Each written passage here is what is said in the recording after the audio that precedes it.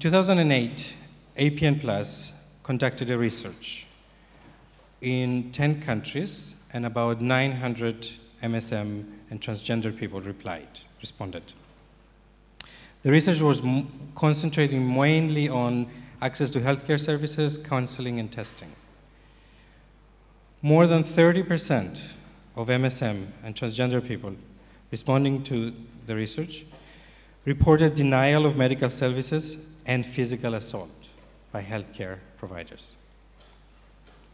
This does not only mean that MSM living with HIV are denied their rights, they are assaulted, and their dignity is compromised.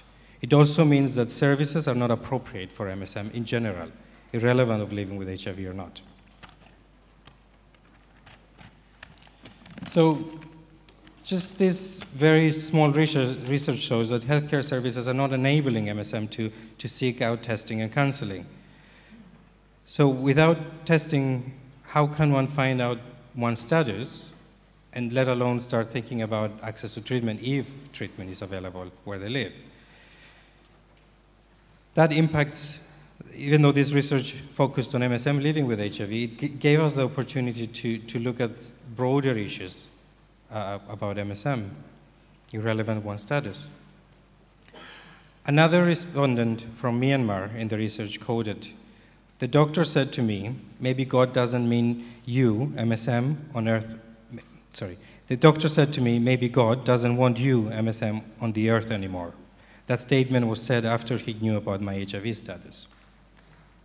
So it seems to me that the HIV status allows sometimes service providers that opportunity to bring out their other stigmatizing attitudes towards MSM, in addition to their stigmatizing attitudes towards people living with HIV.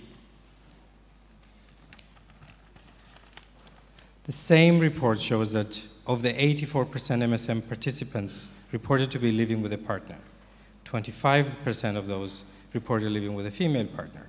So many did not disclose their sexuality to their partners, and some even stated that they didn't disclose their HIV status. So this has great impact on prevention as well as the health and well-being of both partners. And even though, again, this focuses on MSM living with HIV, one can easily understand how it affects all MSM. So we need to address socio-cultural attitudes towards sexuality, legal and policy barriers, access to services, human rights, attitudes, and stigma against HIV. It's quite complex, quite daunting, actually. Recently, GMP Plus and partners and regional networks of people living with HIV, we have engaged in looking differently the way that positive people have been approached, let's say, by services and looked at as the vessels of the virus that needs to be contained to them. And we were looking at positive health, dignity, and prevention as a new framework of articulating the needs of the positive person beyond just preventing transmission to someone else. That it is about the rights of the positive people. It is about assuring that they have access to services that they need in an appropriate and culturally sensitive manner. And most of all, that any response is led by people living with HIV, if it is for people living with HIV. So the question is, should the same apply for MSM? Should MSM living with HIV be leading the response in MSM responses? So we had an interesting debate this morning, and there is no answer. But it would be, I think it's interesting to start thinking about what are the differences between the PLHIV movement and the MSM movement. What are the different cultures that we have been accustomed to or work with? How can we bring the two together, especially in this time of reduced funding, reduced resources, negative political will towards AIDS responses and so on. Some of the barriers that we talked about in terms of MSM positive MSM living with HIV engagement were issues of disclosure. There is stigma within the MSM community regarding one's positive status, especially if we are working in HIV prevention. It is about sex, even men who have sex with men. So even in that term, sex is mentioned. And having a positive status is a very clear reminder that we have practiced unsafe sex when we are talking about prevention. Sometimes we assume that if someone is positive when working in HIV work, that they need to disclose, even though they may not be ready. We talked about barriers around leadership and empowerment programs. There are no leadership and empowerment programs. We assume that people just enter responses without any support. And there is a great need to acknowledge that it's not a one-step process, but it's a long-term commitment in terms of empowering and capacity building.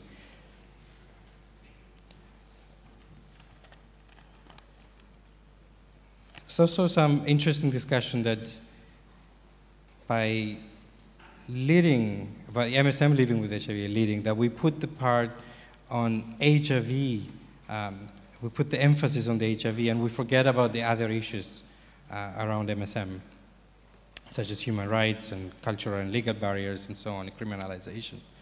So it was interesting to see how there's still a lot of room for debate, and we really need to come to a better understanding of each other's worlds and work together. So how do we, some of the barriers that we've discussed that need to be overcome is acknowledging, first of all, and then addressing homophobia in positive networks. It's okay to say that MSM living with HIV may not be as visible in MSM-related organizations, but it's very important to acknowledge that it doesn't happen with positive networks either. And I work in a positive network. Similarly, we need to address HIV stigma in MSM-related organizations and networks. Those are hard realities that even nowadays, even with all of us here today, we're still facing within our communities. And we need leadership and activist development programs. We need to acknowledge that the engagement of MSM living with HIV is not just going to appear. We need to devote resources and we need to commit to it because it's a long-term process.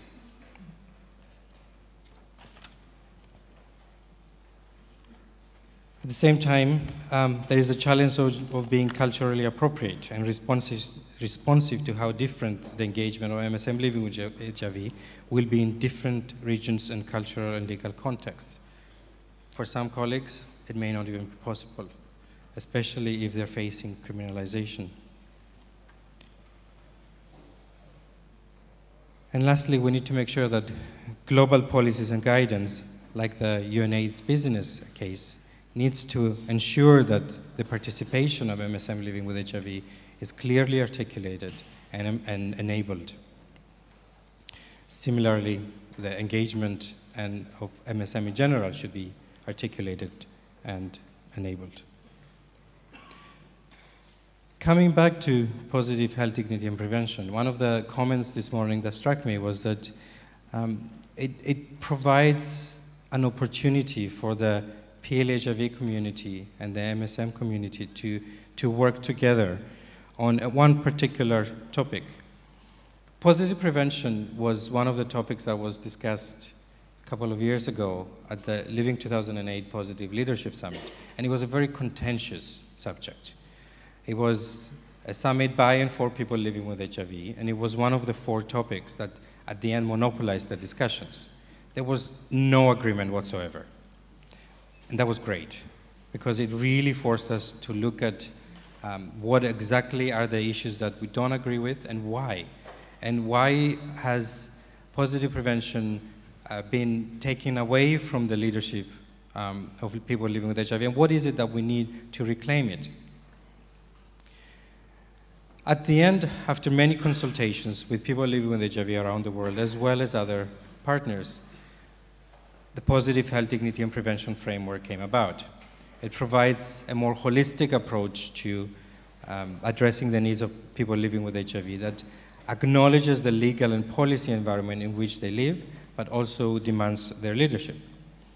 But there was one thing that did stay in common between positive prevention and positive health, dignity, and prevention, that there needs to be an acknowledgement of shared responsibility when it comes to HIV transmission. And that was the biggest issue with positive prevention, that it puts the responsibility on the positive person. However, it is a responsibility of all of us to be empowered and protect our own health, as well as others. So this is an area where MSM community and people living with HIV community can begin to work together and use as an example of developing synergies and enabling MSM living with HIV to be appropriately heard in both communities. So in conclusion, I hope that as we continue the engagement, GMP Plus and the MSM Global Forum, soon the voices of MSM living with HIV will be heard in both our networks as well as your network, and that our responses would only be strengthened. Thank you.